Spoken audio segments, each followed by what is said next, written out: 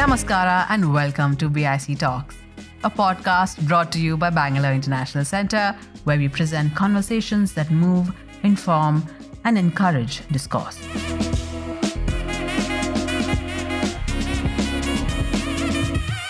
Major events trigger demand and supply. When Kalpana Chawla became the first Indian origin woman to go to space in 1997, women in Chandni Chowk in Sabhapur dressed up plastic dolls in hand-stitched white spacesuits. During the 99 Cricket World Cup, everyone wanted 4 leather balls, so the women sat in Sukhbir Gujjar's farms and stitched hundreds every day to be supplied to the Sadar Bazaar wholesale market. In 1999, when Prime Minister Atal Bihari Vajpayee made a goodwill visit to Pakistan on the inaugural trip of a cross-border friendship bus service between the two countries, they stuck India-Pakistan stickers on several miniature buses to be sold in toy shops. In 2001, when Monkey Man, a roughly 4-foot-tall creature with a helmet, metal claws, thick black hair, glowing eyes and buttons on his chest, became an urban legend and was reported to have attacked several people in Delhi, but was never caught by the police, they made Monkey Man masks to be sold at traffic signals. What does the life of an ordinary working-class Indian look and feel like? In her book, The Many Lives of Syeda X, journalist and author Neha Dixit traces the history of one such faceless Indian woman, Syeda X, from the early 1990s to the present day. What emerges is a picture of a life lived under constant corrosive tension. Researched for close to a decade, in this book we meet an unforgettable cast of characters for whom displacement, tragedy, and hardship are what they used to. Written with empathy and deep insight, this book is a portal to a harsh world hidden away from elite Indians. It is the story of untold millions and a searing account of urban life in New India. In this episode, Neha Dixit will be in conversation with commentator and editor Priya Ramani. This episode has been adapted from an event that took place in the Bangalore International Centre in September of 2024. Who is Syeda X? She could be any one of millions of Indian working women. But here's the start of her story. She was married at 15 in a shiny Banarasi sharara to a weaver called Akmal in Banaras. Her dowry included a loom. She's petite, so petite that she finds it difficult to hold on to the straps in a bus. She has shoulder-length braided hair and an expressive face. Or at least that's how she was before life took its toll. She moved to Delhi from Banaras in 1995 with Akmal and their 3 small children in the aftermath of riots triggered by the Babri Masjid demolition. She was forced almost immediately to join the informal sector, something you'll hear more about in this discussion. She got her first job days after landing in Delhi. I think 3 days after. She has held 50 jobs in 30 years, maybe a few more. So Neha, you spent nearly a decade painstakingly putting together Syeda's life and tracking the way the country changed during this time, meticulously interviewing 900 people in an era of now instant gratification. What was it like to take your time and to bookend this gorgeous story between 2 key moments in our history, the Babri Masjid demolition and the Delhi riots? Thank you so much, Priya. I'm very honored to be in conversation with you and also a little bit nervous because so many people sitting here have mentored me in so many ways. So please excuse me if I say something strange, but I also want to say thank you. Many of you have contributed to this book in many, many ways. The time it took, let me just say this and get it out of the way. I got the New India Fellowship in 2017. And while I was writing the chapters, once I sent, I was sending chapters to Ram because he was reading them. And once I said, can you please give me a deadline? And he said that, no, we don't give deadlines. One person just submitted their draft after 13 years. So, but it was very good. So everybody was very indulgent and let me just say generous and nice. And so, which is why it took the time it took. But just getting back to your question. I started meeting a lot of women in 2014 in Delhi who were working in the industrial units. Delhi has a lot of small industrial units, and unlike Kolkata and Bombay, the larger industrial units were ruled out from the Delhi master plan. So which is why the smaller ones exist in so many spaces around Delhi and inside Delhi. And for me, why Syeda and why it happened was because there is a Bangalore element to it. I was working with a news channel from 2010 to 2012. And at that time, a big corporate house had bought 37% share in the news organization that I was working for. And so the editor gathered us and they told us that from now on, our target audience is going to be urban rich. And the prototype for that urban rich person was a 35-year-old male techie sitting in Bangalore. So when he comes back home, he should switch to this channel. So which is why the branding of the news pieces, the bulletin, the graphics, everything should be according to the liking of this 35-year-old Bangalore techie. And so we were told, you guys in the investigations team, don't do these bleeding heart jhola wala stories. All of this doesn't work. And also because at prime time, you have to sell kitchen appliances and fancy chimneys and stuff. So you can't do stories on malnutrition and all. So please don't do all that. It was a good experience for me because I realized what is it that I don't want to do in life and I don't have the skills to also. Because we were told, why don't you go do an investigation on the rich kids racing fast cars in South Delhi? So that was the time I started working as an independent journalist because obviously I did not have the skills to do that. So that was the time when the anti-rape movement happened in 2012 and a lot of people were out and newsrooms suddenly who were dismissive of stories around gender or sexual violence were no longer they wouldn't at least dismiss it. You could do stories on sexual violence. So a lot of news organizations were doing it, and because I was an independent journalist, so I was also doing a lot of stories. But one realized that they were the kind of reporting that was allowed or the kind of space that one got were very episodic in nature. So you had to basically report the event, but not something that happened. And the details of the violence. Yes, and the details of the violence, but not what happens before or after. So like I've mentioned in the introduction also, one of the key points was the Muzaffarnagar riots in 2013, where I'd written about a number of women who had faced sexual violence. It shook me was because hundreds of women had faced sexual violence, but only 7 women went ahead and reported that and filed a case. But once they did that, they had to go back within a few months and work in the same farms of the accused because they were farm workers. These women were farm workers. So which is why it was very important for me then to understand anything that I was writing on sexual violence was not sort of complete if I was not looking at before and after. And in Saida's case, I started going to a lot of industrial units. And when I started speaking initially to a number of women, they spoke about this strike that they had organized and were kind of successful in 2009. This was the strike by almond workers in Delhi. And almond workers are basically, these were people who were cleaning, packaging, pruning almonds and were paid 40 rupees for cleaning a 23 kg bag, which took 12 to 16 hours. And these almonds were basically coming from the Western world, coming to the wholesale market in Delhi. The contractors would give it to the subcontractors. Sometimes the subcontractors would have subcontractors, and then it would go to home-based workers, which Syeda is. So home-based workers are basically people who are employed somewhere or they do work at their own homes, and mostly they are paid per piece or per 12 dozen, so per 144 pieces.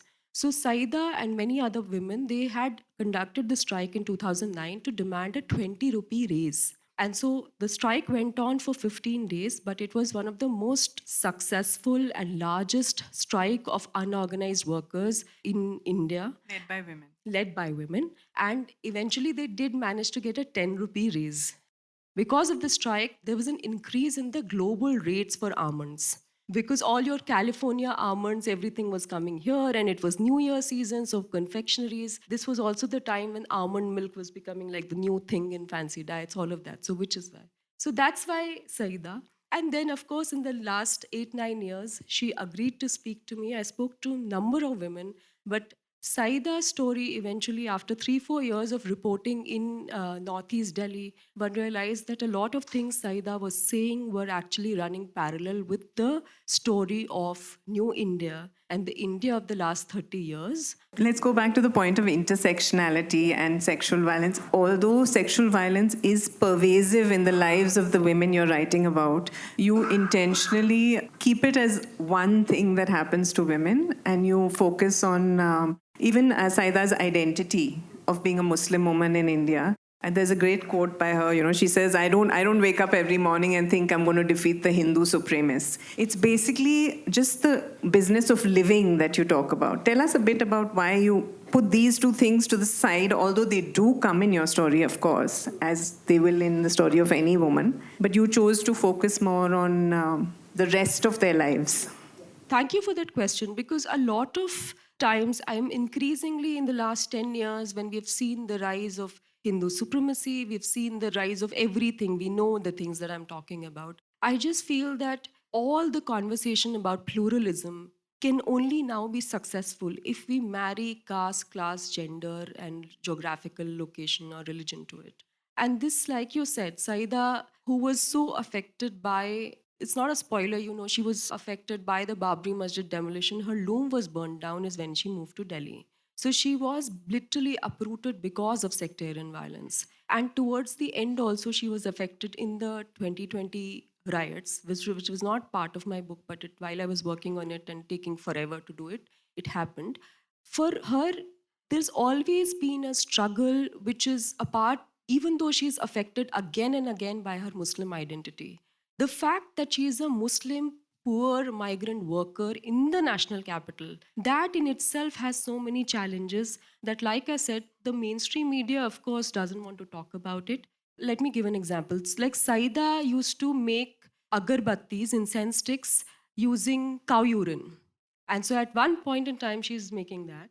And while I was talking to her, she mentioned this. And she said, I was rolling these agarbattis, and it had this sticker of a cow, and the cow had this gold ornaments and something. So I was like, what is it that you're making? And then she said, we used to use gav mutra. And I was like, of course, okay. And she was like, isme kaun si badi baat hai? And then she was very irritated with me because she said, I am explaining to you how Banarsi saris are woven, and you're interested in agarbattis. So for her, the gau mutra, whatever, it didn't even register because it was happening so much. So while this larger politics of majoritarianism, whatever is happening, and people are getting affected in various ways, on the ground, things are unfolding in very different ways. So that's why Syeda and the intersectional. But is this the same employer who used to employ Hindus and Muslims and was trying to hide from all the cow protection squads and all that? Like, just basically not that she shouldn't tell anyone that that was the same case, right? Yes. So because there was a clear business element to it, they said that cow urine, now certain kinds of cow urine you can sell for 200, 300 rupees per liter. And so there's a lot of money to make. And there were all these WhatsApp forwards that if you have cold and cough, then you can put some 2 drops of cow urine in your nostrils and you'll be fine and stuff like that. So lots of people were making money, and there was employment opportunity here. So there, for this person who was clearly interested in making more money, and this area, by the way, I'm talking about is an area where a lot of people from Gujjar community live on the outskirts of Delhi who were engaged in dairy and all of that, and they never moved out. So they're dependent on this. And so they want to make money, and a lot of workers, migrant workers, are coming from various parts across religions and castes, and they're employing them. So it's just basic transactional thing going on there. Very often the communalism is because of opportunities and wanting to get ahead, and who should get ahead at the expense of whom. And can you tell us what happened in 1991 during the general elections when there was all these riots and stuff? What were the other factors at play there that pitted Hindus against Muslims in Saida's world? Around 1991, everybody knows that there was an opening of the market, liberalization, everything was happening.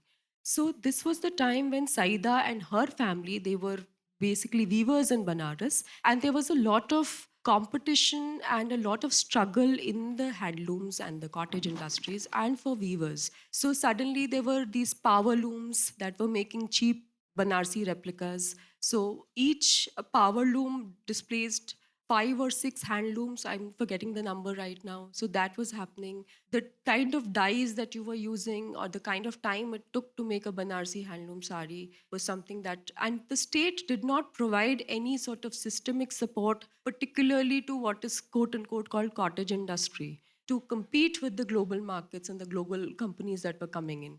So that is why there was increased competition. This was also a time when a lot of people were leaving their traditional professions, particularly from socioeconomically marginalized castes, and they were joining weaving. And this was again the rise of the Hindu right wing and all your Ram Mandir movement, and all of that was happening. So this was a time where there's increased competition. So it was easy for the majoritarian forces to go and pit people against each other. And that was also the reason why at one point in the book, Saida's family also gets affected, because it's easier to sort of, because weaving and Banarsi weaving was of course very composite. The fact was, lots of scholars and Vasanti Raman, many people have said that it's like Tana, Bana, Wop and Weft. So a lot of Hindu traders were basically traders and the weavers were Muslims. And this was, so you couldn't exist without each other. But then the Ram Janmabhoomi campaign happened, and the sectarian sentiments were sort of instigated. And that was the time when it was easier to sort of start dividing people, because there's already economic competition on the ground. So Banaras is only the start of the book. When Syeda and her family move to Delhi, they enter a very different world. This world probably is a few kilometers away from all your favorite haunts in Delhi, but it's a very different universe of informal sector workers. 96% of women workers, Neha says, in our cities are part of the informal sector. This sector accounts for roughly 50% of GDP. Over half of these women are home-based workers. And as she said, they were piece-based, not time-based. And we'll talk a bit more about that later. So Saida's juggling multiple jobs a day. And if she ever takes time off, even to just, there's some crisis in school with her child, and she goes to school and, the principal's called her. By the time she gets back to her workplace, she's lost her job. Some other poor migrant has taken the job. And 82% of working women in India are concentrated in the informal sector. After agricultural work, home-based work is the single largest working sector for women. Basically, this is a step before. Piece-based work is home-based work is a step before working in a sweatshop, which she does graduate to at some point in the book.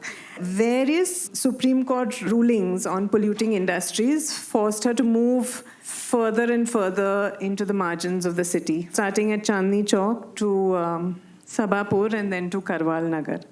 And of course, the state doesn't consider these people workers, or neither do all the male-dominated trade unions. Then there's the whole question of family honor, and they're not expected to say that they work for all these industries. And their monthly income is a fifth, you said, of the legal minimum wage in Delhi. Yet they are the primary breadwinners of this family.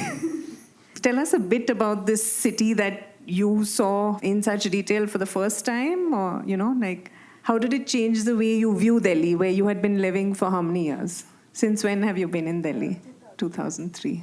Yeah, so Delhi, of course, because anybody who goes to Delhi, of course, is the power capital. So it's always sort of all the Delhi ka khana and Chandni Chowk ka khana, and everything is very nice. Or otherwise, there are all the ministers and seat of power and all of that. In this world, Delhi also is very unique in the sense that whatever little I've seen of the rest of India, I see that in Delhi, there are all these urban poor neighborhoods that are supporting these other neighborhoods, but they're tucked away in a corner. It's not the case in Bombay. I don't know what about Bangalore, but in Delhi, they are very much there. So you would see that the parts where I live, there's no power cut. And everybody says, oh, there's no power cut in South Delhi. But every evening you see that neighborhood right next to you is getting that power cut, but it's you don't have it. So it's very divided that way. And at the same time, you would see that, like, for example, areas that I've spoken about in the book. When I started talking to the women, so initial question was, do you work? And they said, nahi, kaam nahi, we don't work.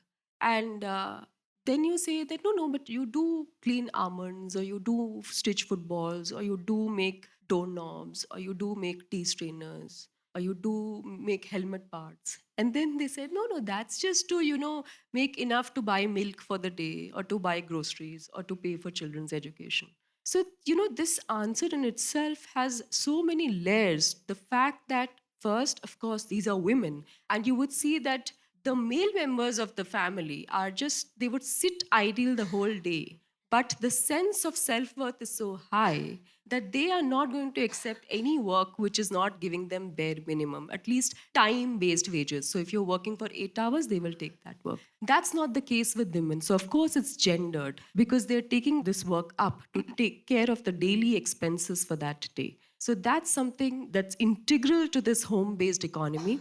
And the fact that these sweatshops, right? So, a lot of times they say, "Arey, factory, we work in the factories." But when you go and check them, they're not really factories. There is like some one dingy room somewhere. But for them, they call them factories. And they get very annoyed when, some activists come and say, "Arey, these are sweatshops and they should be shut down." So there's all this thing happening on the ground. They don't like activists for one particular reason. The fact that also one thing I would like to add in this context is that home-based workers only make 1/5 of the daily wage when assisted by at least one more member of the family, and usually it's a female member. So in Syeda's case also, Syeda is always assisted by her daughter Reshma. And so there's a classic sort of thing going on because each time Syeda has something to do, Reshma picks up the load. So since childhood, she's also been making those things. So Reshma, once she was stitching footballs because a lot of work has to coincide. It's seasonal, right? So like in the book also I mentioned that if the World Cup is coming, then you have to keep track. And slowly the home-based workers have started keeping track. Okay, World Cup, we have to keep that week free. And at one point she has this conversation with the son and the son's like, "Arey, cricket World Cup is not." She said, "No, soccer World Cup. You don't know what soccer." So all of this happens, and with elections as well. So coming back to what you asked, there is acute sort of marginalization and it's also invisibilized. Like every now again, Delhi is starting to have the conversation about pollution and people say, "Oh, 12 years lost because you're living in Delhi." All of that is happening. But every time the authorities have tried to control pollution, starting with 96, the MC Mehta judgment when industrial units were shut down and so a lot of them moved to the margins. And Syeda at that point was living in Sabhapur. And so she also moved to a place called, in Chandni Chowk, and she moved to a place called Sabhapur, which is very interesting because that is an urban village, half in Delhi and half in UP.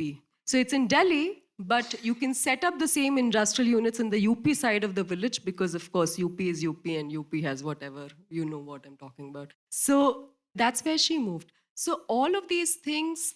And that's why Reshma later on, when she grows up, she starts working in a mall. And in the mall, she sees all the things that Syeda used to make. And it was very interesting. And she has this disdain for all this pollution conversation. Oh, so again, pollution. Again, they're going to buy air purifier. What do they think? All of that. So all of that. So again, I just want to say the administration or the people in power or the government or political parties, they are always speaking to the middle class and upwards. If you see all the Modi speeches during COVID, I don't know if you remember, he said that if you find some poor person, please help or something like that. That was the tone in many of his. So it was always middle class and upwards. So which means that it's okay to invisibilize, it's okay to not think and okay, whatever, if you can do something. And that's the same lens applies to all conversation, whether it's pollution, whether it's economy, whether it's anything, any kind of acknowledgement. And you say in your book that the poor are never provided infrastructure, but always blamed for living in unhygienic conditions and spreading diseases. So to go back to the story of Syeda and her daughter, I mean, Syeda got married at 15. Before that, she was the chief caregiver to her mother. And yet the cycle of bad mother-daughter relationship continued with her and her daughter. Can you talk a bit about that? I mean, it was such a classic generational trauma. Now it has been articulated in Instagram therapy reels, but it's a classic case where Syeda was taking care. So Saida's parents' story is also very interesting because her grandfather was a weaver and her father was like, "I don't like this and I like music and I am going to go join Gulab Bai's Nautanki." for her, it took forever to sort of say that to me because there was still stigma. But the fact that he was a weaver and he joined Gulabai's Nautanki in UP and North India. And her mother, who was considered slow, and she was married off to her father to kind of control him, but that obviously never works. And still we keep doing that. So that's what happened. And so Syeda, all her life, she kept saying, oh, she would never treat me like a child. And I had to take the mental load to take care of her. And she would keep fighting with us. And we used to have fist fights and da-da-da-da-da. So I didn't get that kind of nurturing and mothering. And then as Syeda moves into this life where every day there's a struggle to survive and pick up a new job and nobody's teaching you those skills. So you have to, from making tea strainers, tomorrow you have to start doing embroidery and nobody's going to teach you that. So that stress of learning that quickly and also earning money. The cup was empty towards the end of it. And that's all thanks to Delhi. Yes. How did Delhi change her? Delhi changed her because she had this immense interest in cinema, and her condition was, I want to marry a man who's interested in watching films. And Tezab was the film that she had seen and Madhuri Dixit's story, and so she wanted to be with someone who's that. So she was really, really interested to the point.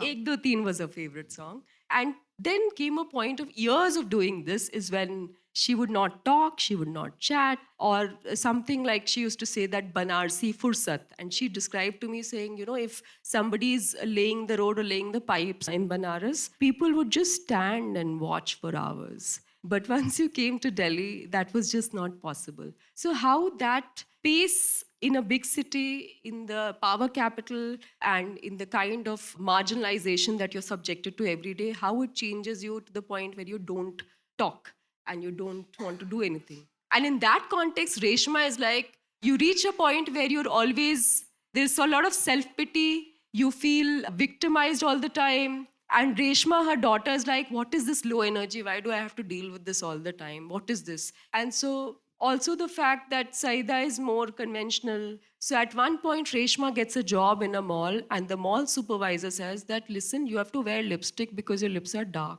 And Reshma is very thrilled because now I'm going to go tell Syeda, I can wear lipstick. I've been told that in the office, so you please don't say all that.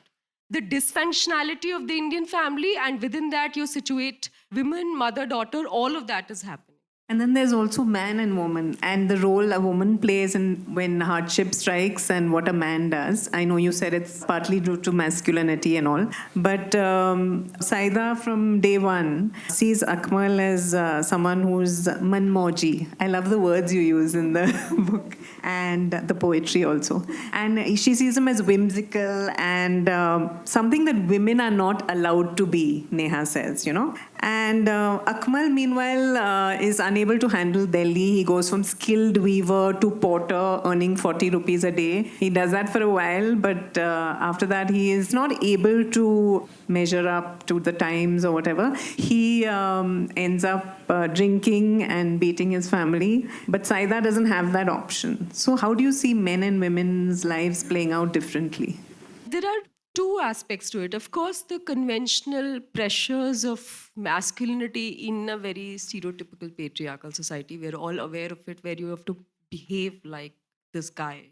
And at the same time, Akmal is also sort of penalized for being a Muslim man who is whimsical, because after the Babri Masjid demolition, something happens in his neighborhood and he's picked up by the police and he's beaten up.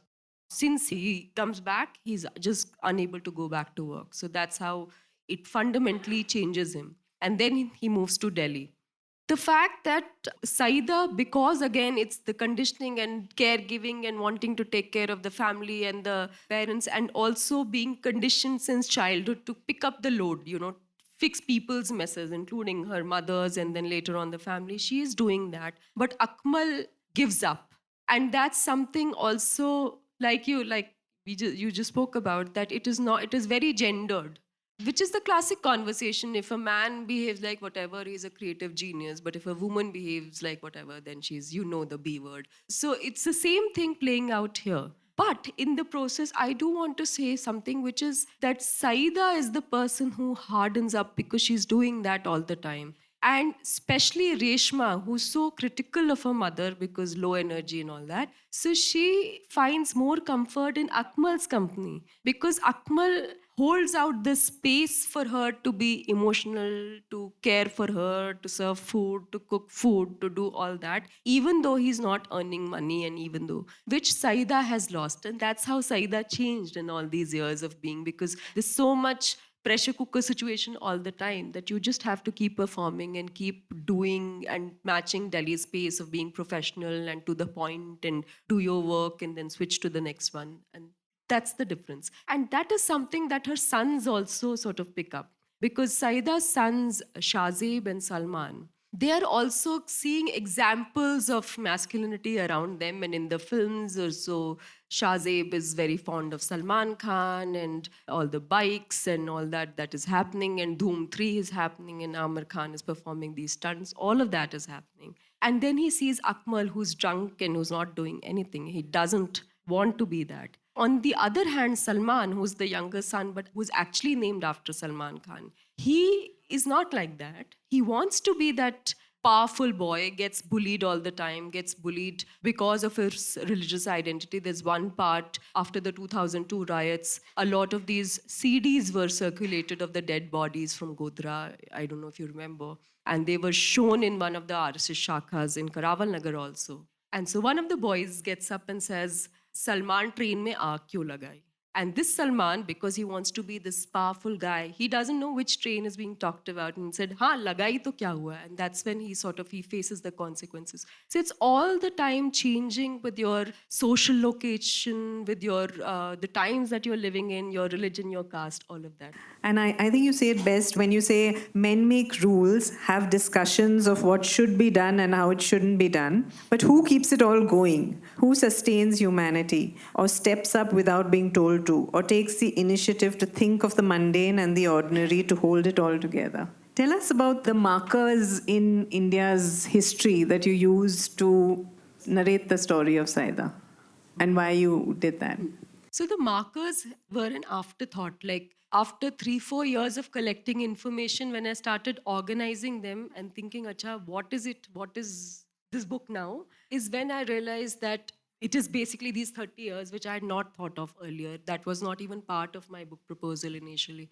And one realized while something was happening in Saida's life, these bigger events were also happening. For example, some of the things that I've spoken about is when internet became available through VSNL. And that was the time Syeda is moving to Delhi. Or when Syeda got married, that was the year when voting age was reduced to 18. Later on, for example, introduction of Aadhaar card is when they are doing their almond workers strike. Or when the day India launched its first space observatory was the day a clerk got lynched. Yeah.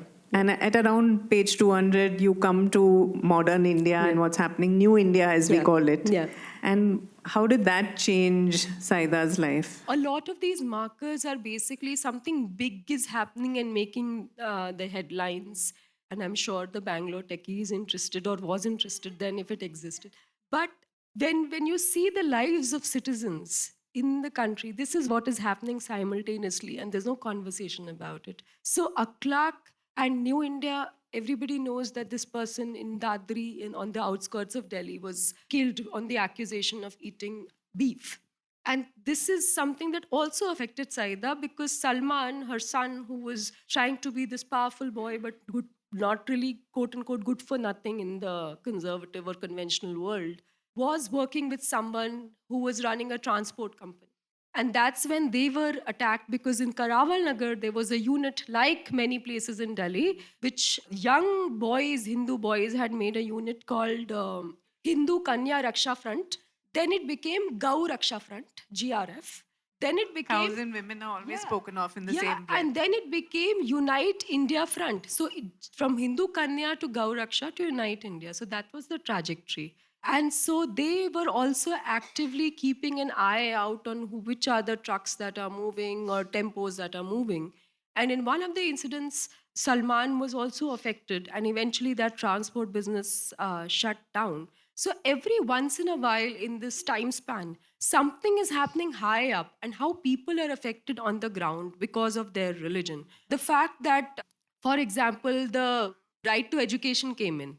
And that was the time, within 3 years, Syeda was making Sarva Shiksha Abhiyan bags for 25 paise per bag. That is what she was paid. So yes, something was happening, and it was supposed to be apparently for the children of people like Syeda, but this is what she was getting paid. So if you juxtapose it to with whatever was happening and how people were affected, is something that is complicated. Also, to answer your question, the 2020 riots were not part of my book. It's because I took forever is when it happened, and how she was again affected. So the cyclical nature of this majoritarianism that exists and the constant marginalization of people who are poor.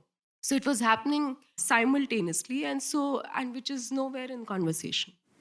And since you mentioned the math of piecework, I'll just read out some of the gigs that Syeda had and the amount of money she made. At one point, she was a buttonhole maker and she made 15 paisa per hole. Then she worked with cycle brake wires, and she had to use steel strands and plastic sleeves and prepare 12 dozen brake wires or 144 pieces. She got 80 rupees. Then she stuffed soft toys and she got 1 rupee a piece after stuffing them and stitching them up. She embroidered saris for 5 rupees a piece, and she packed school bags for 60 for 144 pieces, etc. I mean, we say that it's not even the price of a coffee, but like this is a totally different level of math. It exists. So the fact that the kind of informal cheap female labor economy that exists, and that has been the attitude of the state towards any kind of quote unquote gendered labor. I mean, the same conversation exists for midday meal cooks or Asha workers, because the whole concept of caregiving, and of course it's gendered. So why do you need a salary? You better get an honorarium. And the same thing exists here as well. The fact that the state's attitude till 2008, there was no acknowledgement of home-based worker. 2006 is when the Arjun Sen Gupta report came, and finally there was an acknowledgement of home-based workers in India. And that is also because after liberalization, India started focusing on export more. And so, which is why companies, to escape labor laws and multinational companies outsourcing all the work to India. So which means, I mean, we've heard all those stories, right? Gap and Zara and all those companies getting people here to make the stuff. And the same thing applies here. So to completely circumvent that and to actually not have any conversation, even now in 2008 is when the Unorganized Social Security Act, Workers Act was passed. And since then, we have not seen that, to the point where we are literally in a gig economy, where we still have all the app workers are protesting, nothing's happening. They are doing 2-3 jobs a day. So somebody is delivering food and also doing an Ola, but also doing cleaning work in the morning. That's constantly happening. And where categorization of what is unorganized, what is organized, what is informal, the boundaries have blurred. We need to have a conversation from the bottom up again and in a fresh manner to be able to do something about the welfare of workers. And this is not just, I'm talking about working class. Even now within, for example, media that we talk about, we see so many independent journalists or writers. And what happens? If suppose there is a sexual violence case and I'm an independent journalist and I go out and somebody harasses me, who shall I go and complain to? Who's going to redress it? So there is no serious conversation that is happening to think about labor. And in times where, for example, we keep coming back to UP, I just want to say I grew up in UP. When I was growing up in UP, we were told, oh, UP is so good, this Bihar so poor, Bengal so poor. And then I came to Delhi and I realized all the nonsense is basically coming from UP. But UP sort of dismissed labor rights for 3 years, Yogi Adityanath, right? So these are the times when we are living in. So where's the conversation? Yeah, and it's the same conversations. I mean, in 1991, we were discussing Gyan Vapi Mosque. This year or last year, there was a strike of almond workers. I mean, it's the same cyclical conversations that are happening. Anyway, one uplifting bit of your book was the friendships that women forge. And it seems to be their only solace in this life, where they are like struggling alone, trying to make ends meet, figuring out. So tell us a bit about free female friendships. So the bit that you read, where I write that who picks up the load. So that was the point where actually it is Saida's words and I've paraphrased them. But at one point, Saida, when she moves from Chandni Chowk to Sabapur, basically it's because of the pollution MC Mehta judgment. So she's moving there and her husband comes and drops her and leaves. And that was also the time when Australian team said that we're not going to play in India because lots of pollution and everybody's talking about it. So Akmal comes and drops her there and he leaves. And she's really irritated because again, he's just dropped me in the middle of nowhere and gone and he doesn't care because now there's no family pressure also. And her children are cold and hungry and suddenly there's a person, Razia, who walks up in the morning with namak ka paratha and chai. Nobody has asked her to bring that. But she brings it for someone who she does not know and she feeds. So that's where she says this and I've paraphrased it. But over the years, she finds many women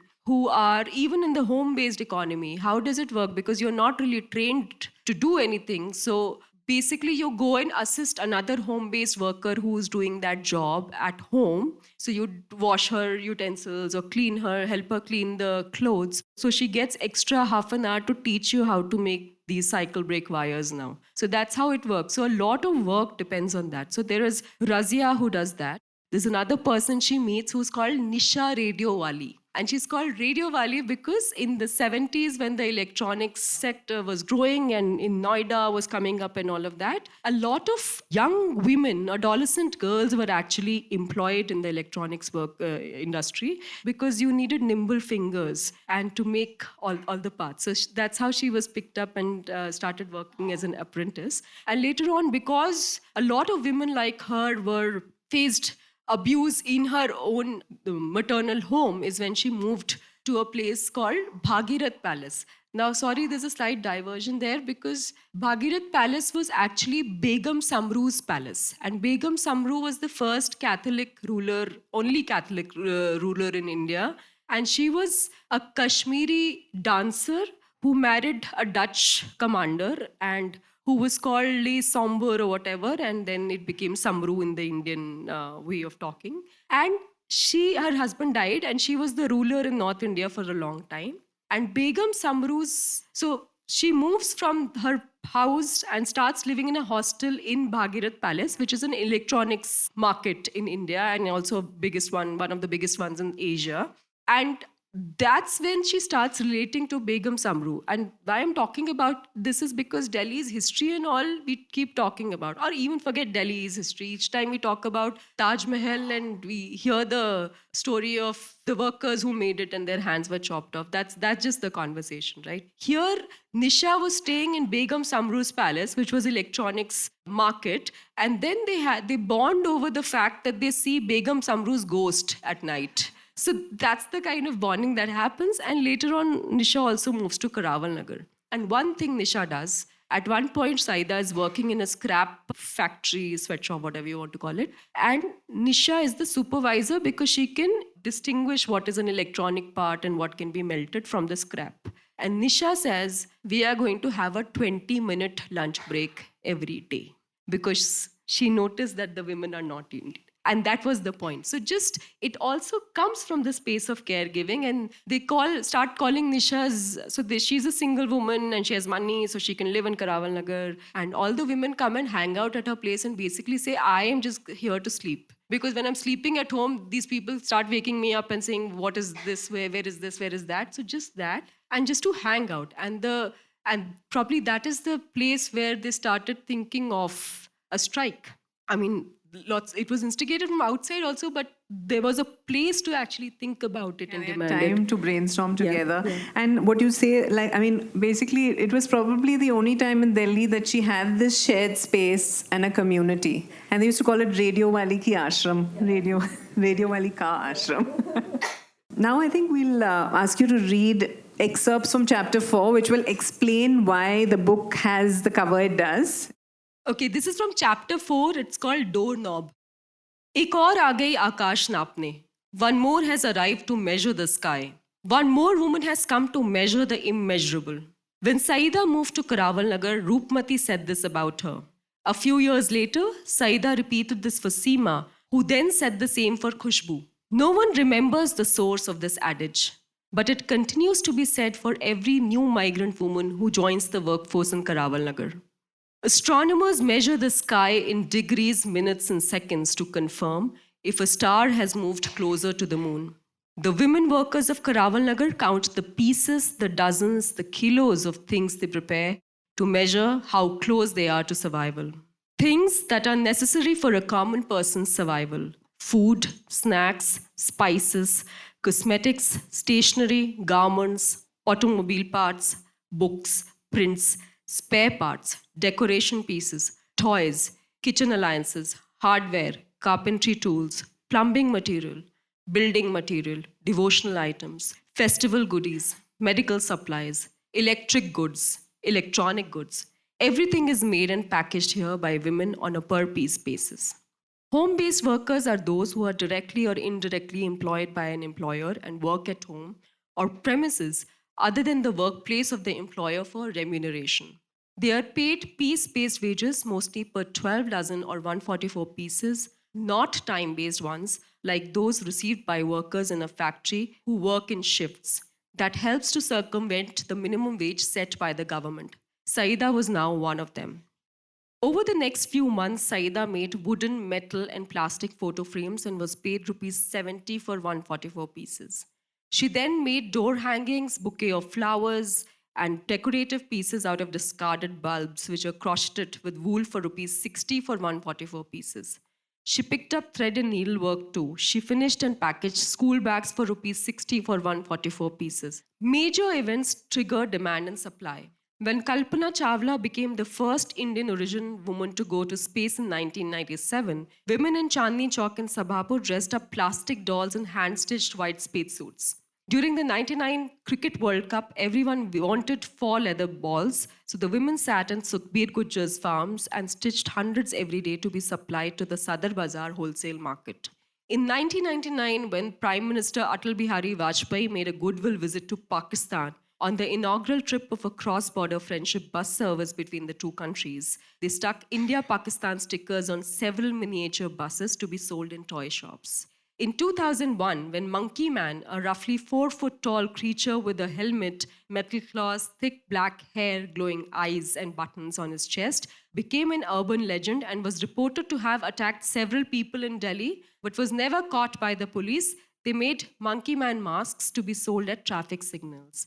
Syeda learned to keep track of upcoming festivals a few months in advance. She had perfected making rakhis for Raksha Bandhan. She prepared mehndi cones and decorated karwas, earthen pots for Karwa Chauth. Before Navratri was a rush to stitch Mata ki chundri. For Ramzan, prayer rugs had to be prepared. For Diwali, string lights had to be prepared. Lohri meant packaging revdi, gajak. New Year brought orders for making paper confetti. For elections, they made flags, key rings, and caps for various political parties. For the new academic year, they packaged crayons and school bags and bound books. Over time, she put together a toolbox which she fondly called her Jadu Ka Pitara. Reshma later started referring to her as her CV, the only comprehensive testament to the variety of jobs she had done for years. It was an iron trunk as big as a coffee table, her constant companion. It contained pliers, screwdrivers, wrenches in all sizes, a screw gauge, needles of all shapes, threads of varying thickness, nuts and bolts, sequins and beads, tapes and aluminium wires, among other things. You have been listening to BIC Talks by Bangalore International Centre. If you like what you heard, do follow us on social media. Keep up with our programming by signing up for our mailer on the website or leave us a review or rating on Apple Podcasts or iTunes. The crew that makes these podcasts possible is Gaurav Krishna and Ishan Gupta on sound supervision and production, with support from S. Sarunaraj and Raghu Tenkaila. Artwork is designed by Chandni Venkataraman of Crisscross Design Studio. Don't forget to subscribe to our channel on your favorite podcast platform. It can also be accessed on our website, bangaloreinternationalcentre.org. This is Lekha Naidu signing off on behalf of everyone at BIC.